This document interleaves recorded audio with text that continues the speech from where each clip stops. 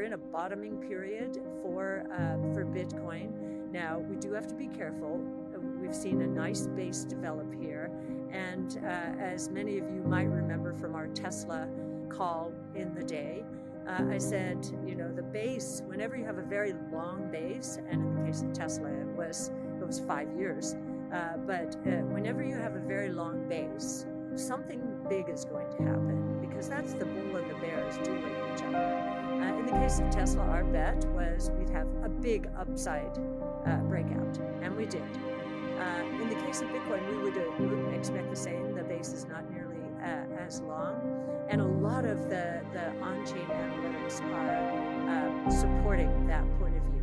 And in the next few weeks, you'll see 3 research papers, one on AI accelerators, one on the Bitcoin energy / utility ecosystem, pretty provocative, and one on how important, maybe the most important innovation in history will be autonomous mobility. And so once again, that Bitcoin is an example of a very early stage innovation that we think has miles to go.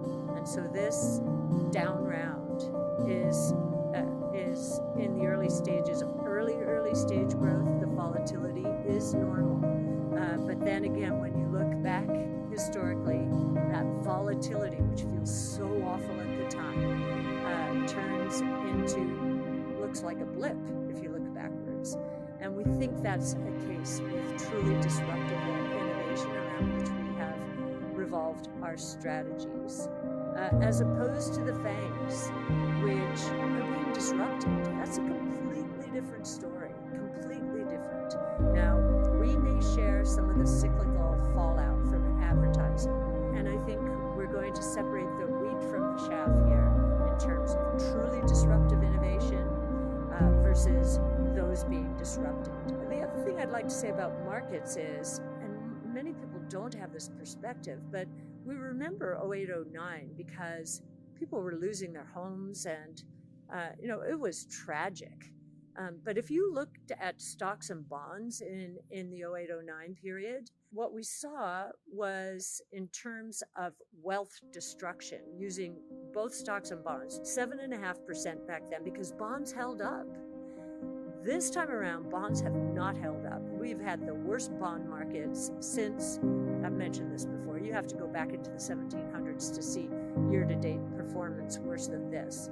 And what we're experiencing, if you combine equities and bonds, is a 21% decline in wealth, real wealth destruction.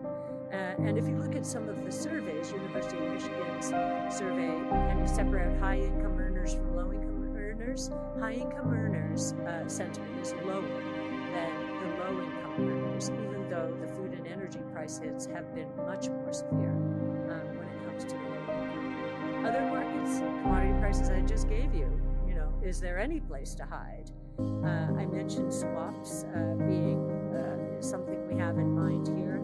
They may have worked very well for Blackstone's REIT product, but when I see swaps being used so significantly, I just want to learn more, shall I say. Year to date, the only thing that's worked is energy, up 65%. Ironically, there are 2 reasons. ESG, capital spending, shut down by a lot of companies in favor of dividends and share repurchases. I think that's going to change dramatically with the midterm elections. I think the spigots are going to be open, and that production is going to boom to new highs here in the United States. And then the other 2 top performers, utilities and staples, both down 7 to 8%. And then on the negative side, we have year-to-date comm services. Of course, the Meta was the poster child this year, down 44%. Consumer discretionary down 35%. Tech down 32%. In the bond market, we're getting some indicators. We now have the yield curve down more than 50 basis points. And here's another case in point where I think people are saying, oh, but the base was so low, going up from 0.25% to 4% in the Fed funds rate. It's not a big deal. It is a big deal.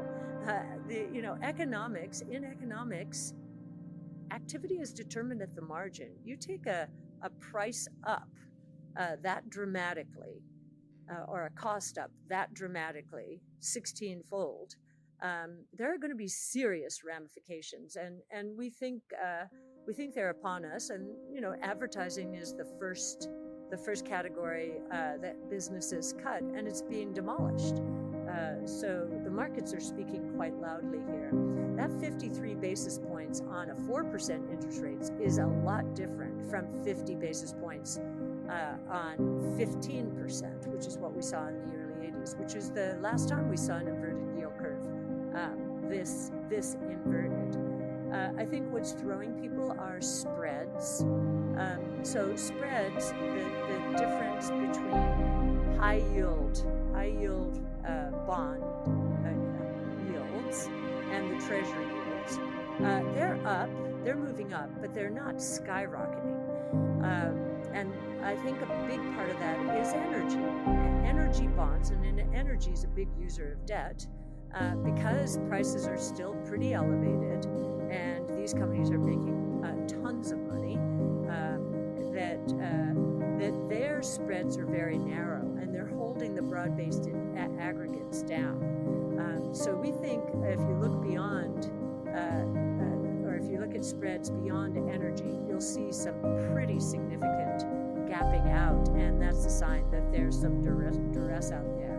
Another indicator is credit default swaps, and I've been watching these, especially as they relate to money center banks. We know when it comes abroad to the banks, Credit Suisse, for example, blowing out to all-time highs. But Europe has very significant problems that we do not. The credit default swaps of our banks, so I keep track of Bank of America, Goldman Sachs, JP Morgan, and others, they've been gapping out. What's going on there? And I think what might be going on is uncertainty or concern about swaps, a little bit like what the LDI problem that the UK was forced to address. If the polls are correct, it does look like there will be a shift back to conservatives in certainly the House, but perhaps even the Senate. And we think that the stance of many conservatives is to push back on excessive regulation. Regulation can be an innovation killer. So that will be good news. And we think there will be other innovation-friendly moves in terms of incentives and so forth. What's interesting about this election and this period in time is historically, and this is just history, this is, believe me, not at all partisan, it's just observing. Historically, the market has done better under Democratic administrations. And the conservatives would tell you, well, that's because we would have to come in and clean up all of the excesses, the excess spending, the excess monetary stimulus. And that would mean a crackdown on certain businesses, which would be bad for